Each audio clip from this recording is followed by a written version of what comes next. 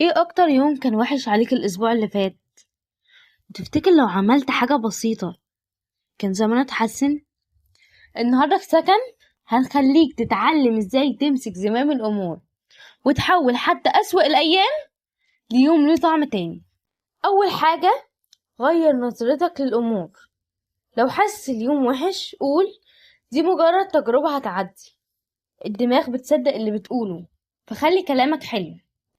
تاني حاجة، شوف الموقف من بره. اسأل نفسك، هتفتكر الموضوع ده بعد سنة؟ أغلب الوقت اللي بنزعل بيبقى مش مهم على مدى طويل. تالت حاجة، دور عن الإيجابية. حتى في أوحش يوم اكتب 3 حاجات حصلت لك حلوة. التركيز على النور بيخلي الضلمة تختفي. رابع حاجة، حرك جسمك. نط 10 نطات في مكان أو امشي بسرعة. الحركة بتبعت رسالة لجسمك خلاص طلعنا من الثبات ده. خامس حاجة، اتصل بحد بيضحكك. صاحبك اللي بيضحكك أو جدتك اللي بتحب تونس الضحكة معدية وخليها تنتقل ليك.